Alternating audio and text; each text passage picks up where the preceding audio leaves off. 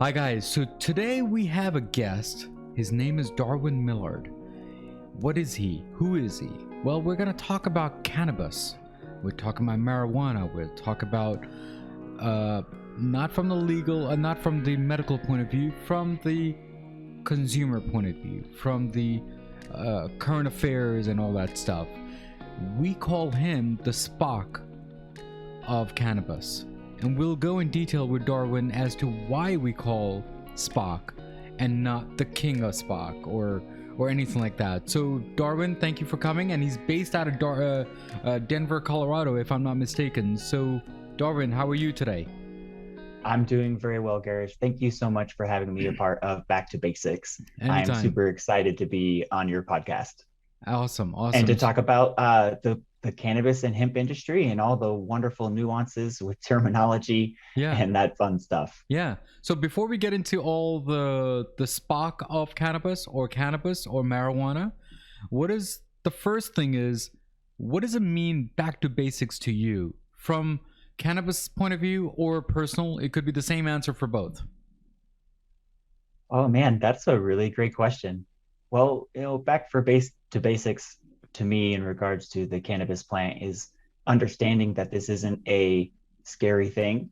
This is something we as humans have been familiar with and to for thousands of years, and may have in fact, be the thing along with other agricultural commodities at the time or goods that have to promote actual society to develop in certain areas and places around the world. So just to stop kind of thinking about this plant in these kind of weird ways that we have now, because of regulations and things like that, with these, I guess, line in the sand in regards to, is it marijuana, something that's potentially bad, or is it hemp, which could be something that's potentially good when, it's all just the cannabis plant. Yeah, yeah. So Darwin, let me ask you first thing here is, back in 1930s, they legalized the Marijuana Tax Act, right? And then it went to the federal level. Nowadays, certain states are getting legalized. So do you think from your point of view, is it a good thing or a bad thing? I think it's great that we have finally kind of come over that hurdle in regards to prohibition of this amazing plant. Yeah. We have more than half of the states now have some form of legal program in place. Mm-hmm. And if you consider CBD only programs or hemp as well, in fact, it's a majority of all states. And I believe it's only Idaho that doesn't have any type of legislation on the block or any concern. They think of it as still completely evil at this point, so to speak. Yeah. But believe it or not, it's almost all 50 states now have some form of cannabis legalization in place. But I think, if I'm not mistaken, I'm not sure, and you can quote me wrong, correct me, but I think there's 4 to 5 states which are recreational marijuana. Is that correct? And I think Oregon is one of them. It's actually 9. Okay. At least it was the last time I checked. And in 2020, I do believe we had a few more states come online in regards to recreation, definitely for medical. But 9 states, Colorado, Oregon, Washington, California, Michigan, and I don't have every single one of them on the East Coast, Massachusetts, and then the DC, of course. And I want to say Vermont and Maine are also rec, but again, I have to double check on that. You kind of have to keep your finger on this pulse pretty aggressively because it changes every day. Every day, yeah. So, the thing is that, does that mean, if it is legalized, does that mean that I can just grow in back of my backyard and no one Potentially. and no one can arrest me? I mean, think about this for a second there. Is that still legal? Is that legal? Well, it depends on, of course, where you are and what state you're in or what marketplace around the world and how they kind of handle that. But for instance, in Colorado, it's adult use. It's legal here. you can grow 6 plants per adult per household, which is pretty good. They can't be grown outdoors yet, but as things kind of mature and as fear starts to reside, I think we'll certainly see, you'll be able to grow your cannabis plant outside, just like you could grow any other type of plant right now if you wanted to at your house. But Darwin, I mean, think about this for a second. I mean, we have kids at home, right? So is that going to be safe? Because obviously we have to teach our kids, our youngsters, our teenagers. And teenagers, we do daredevil stuff every time. So how do we stop them, or how do we teach them, or should we just let it go? Well, I guess, that's where prohibition comes in, right? Every Yeah, time you tell somebody no, they obviously want to do it more, right? So I think it's just openness, understanding, really what the risks are with this plant and what they aren't. yeah, And once people are more comfortable, right, and we kind of as a society kind of emerge from reefer madness, yeah, uh, I think things will calm down, and you'll see that growing this plant, and when it's alive, right, and as in plant form, yeah. it's not any more dangerous than any other potential plants that someone might have a allergic reaction to, like poison ivy, for instance, right? Skin rashes, or I guess that's not maybe a good example because people don't really grow that. It just depends on what type of plant you're growing, right? There could be certain plants, right, may be more, it just might promote reactions to people in some ways. That the cannabis plant in itself has just, it's got fears associated with it that are not necessarily warranted. Yeah, yeah. So let me ask you this now. What I've read is prisons are full of people with marijuana possession issues. Yep. Okay. So a two-part question. So does that mean that if marijuana is legalized, we'll just take them out of prison? Great question. Currently, NCIA, which is the National Cannabis Industries Association, Mm-hmm. is putting pressure on the Biden administration currently Mm-hmm. to do exactly that, to effectively release all federal prisoners with marijuana uh, uh, uh, infractions, or who are there because of some marijuana related case. But Darwin, the second part question of that is that don't you think marijuana is leading to crimes? Absolutely not. And Okay. that data is clearly prevalent in the marketplaces that have legalized it either for medicinal or adult use. Yeah. In Colorado, for instance, we have lower DUIs, we have lower instances of domestic abuse, we've got lower just general instances of crime, and that it can absolutely be attributed to the fact that people are a lot more mellow, So so to speak. why do you think, from a people point of view and consumer point of view, when we hear news saying there is a drug raid happen, why does marijuana and weed come in your mind and not other drugs? Well, it doesn't come into my mind Yeah. because I've been working in this industry for Yes. 15 years Yes. trying to make it legitimate. Yes.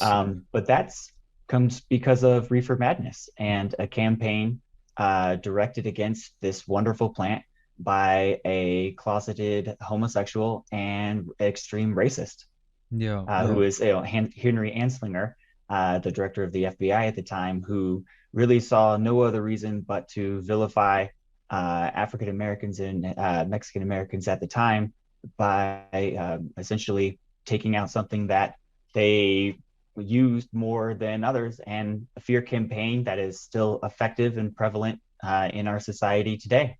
Yeah. Yeah.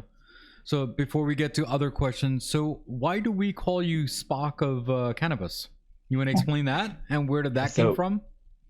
so I've been working for the last 4 years pretty aggressively in the standards development Yeah. arena, Yeah. really trying to help create standards to promote um, product safety and product quality and environmental and consumer health and safety, Mm-hmm. while also promoting a legitimate commodity marketplace. Mm-hmm. And in that space, ASTM International is the committee that I decided to jump into. Their technical committee, the D37, D is in Douglas, 37 on cannabis. And my colleagues there have dubbed me the Spock of cannabis because of my quite direct and I guess logical responses to questions, and I guess my innate ability to tell people what they need to hear rather than what they want to hear. So is there like a course or something that I have to be a Spock, or I have to be the master of cannabis, or is it something that you just found and you just kept on digging and find historical stuff and current stuff, obviously? Great question. I mean, this industry, as I was saying before, changes so quickly. You just are always learning.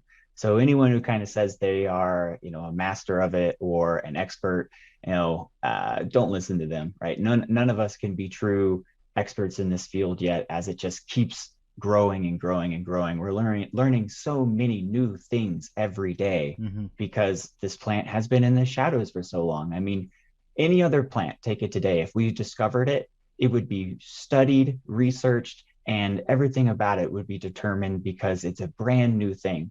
And it's essentially unlike any other type of thing where we've been around this plant for so long and know nothing about it. Yeah, so I mean, Darwin, I mean, in the States is a little different because in the States, I think we have a little awareness as is not that bad. But around the world, we still have the notion as this is a bad thing.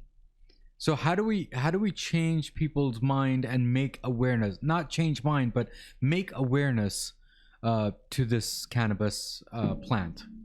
Absolutely. I mean, time, patience, and a lot of blood, sweat, and tears, I think, and advocates really pushing hard. But amazingly, we can all be thankful that last year, December 2nd, 2020, will forever be known as Cannabis Liberation Day.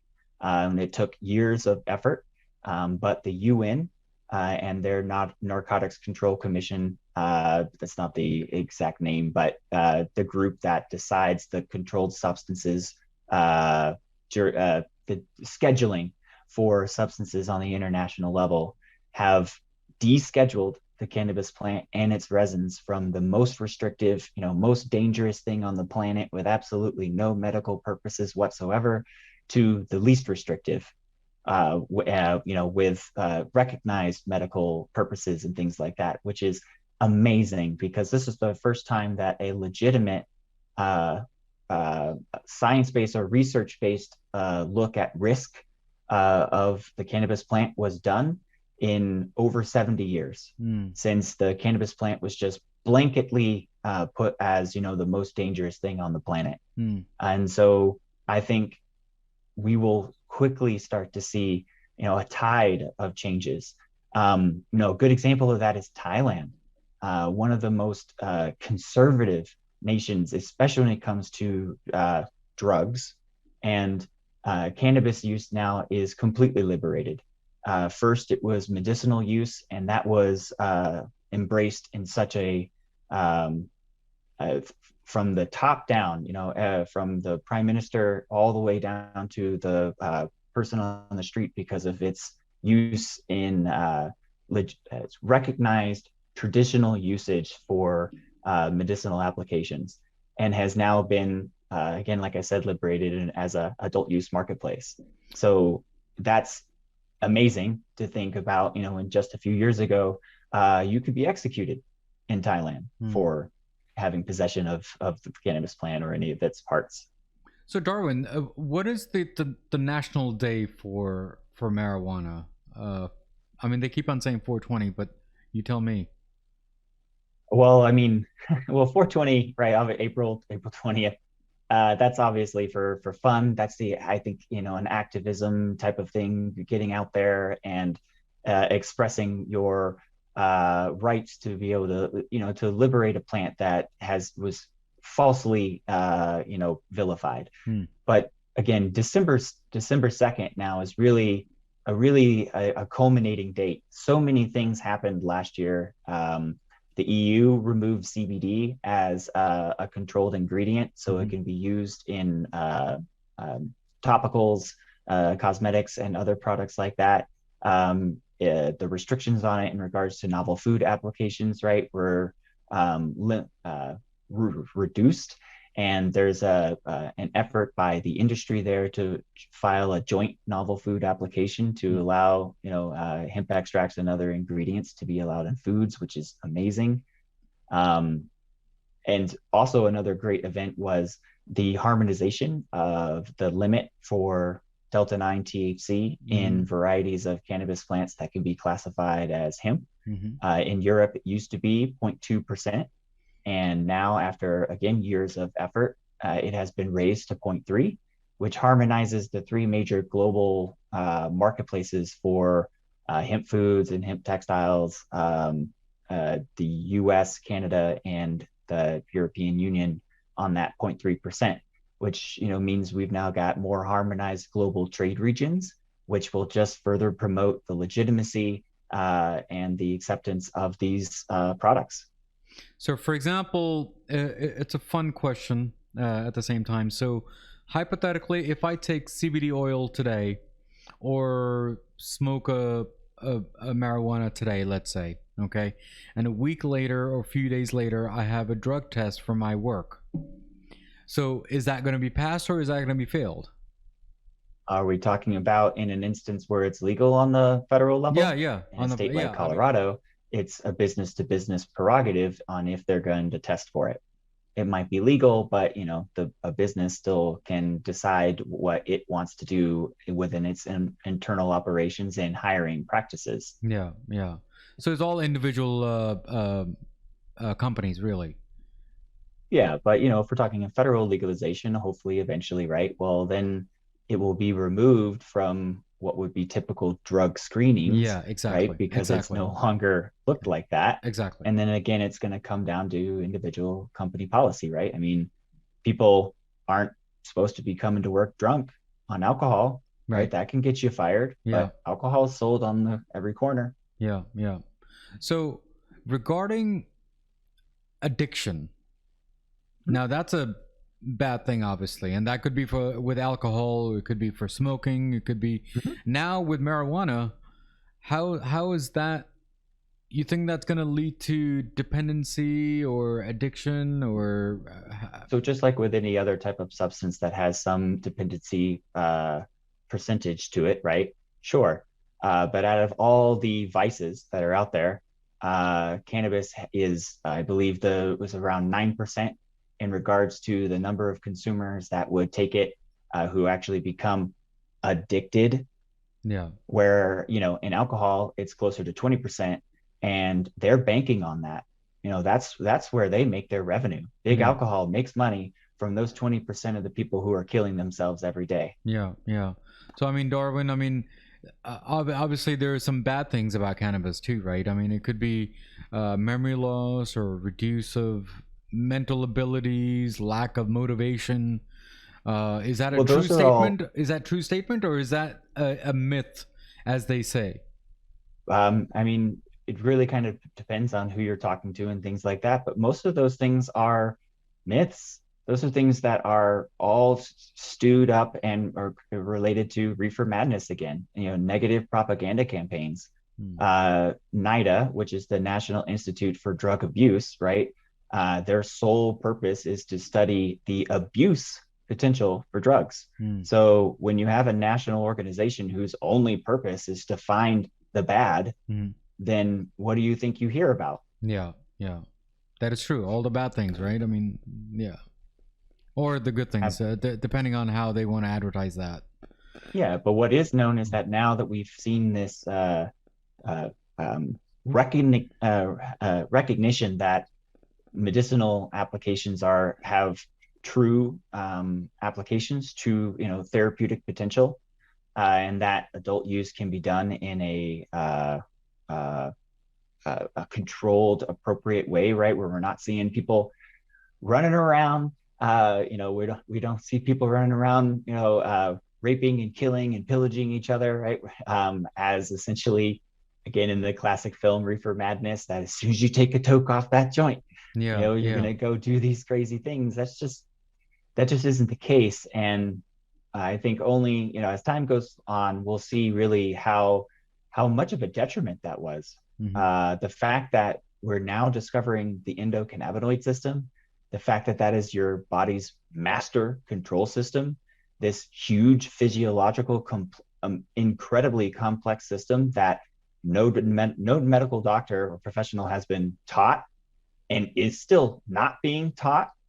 And we're treating things that we thought we were controlling with various different types of drugs and these systems that we thought controlled whatever, and are now learning that truly it's all we should have been targeting is the endocannabinoid system Mm. instead of these other systems. So that's really what I mean about we're learning something new every day, and how the endocannabinoid system is truly this master controlling system that that affects everything in your body. And so I think there's going to be huge changes in how medicine is conducted in the next few years or so.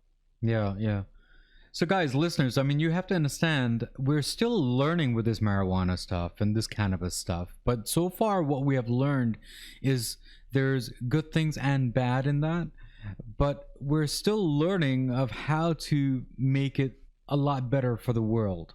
And we have to make awareness to the world that, you know what?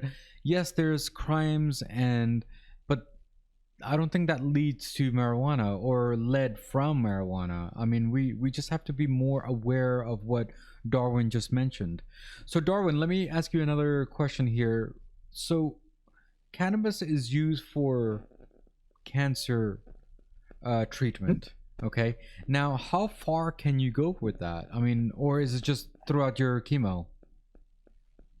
So I'm not a medical professional. I'm Yeah. not a doctor in any way, Yeah. right? Yeah. There's a lot of anecdotal information that is out there Mm-hmm. about what you can do with cannabis. Mm-hmm. It can be of a great benefit, absolutely, in reducing pain and improving the quality of life for someone who is suffering.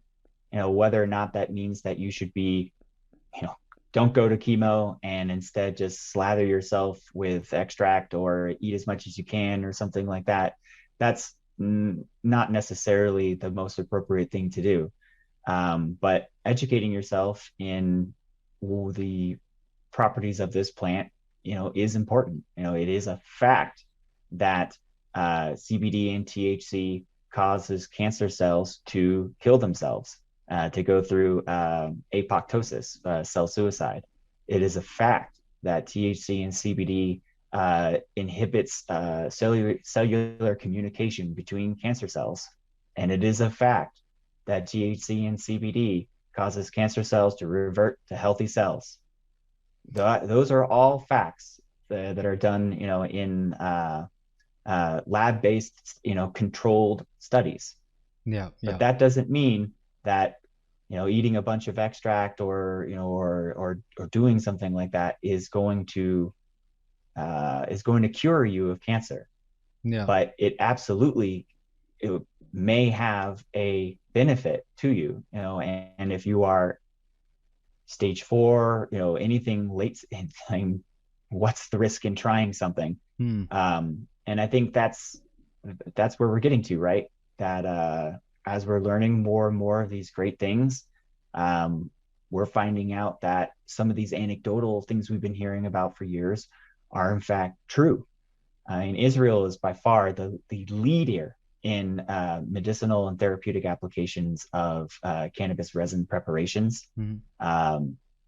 And I've gone so far and to patent different probiotics, and sorry, not probiotics, I apologize.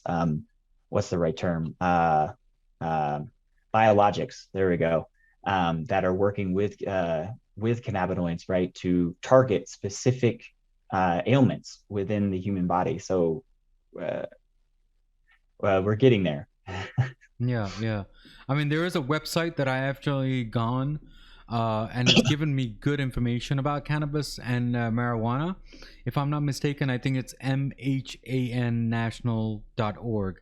Someone can just go up there and take a look at it. It's very good, very informative about different stuff and what is legal, what states are legal.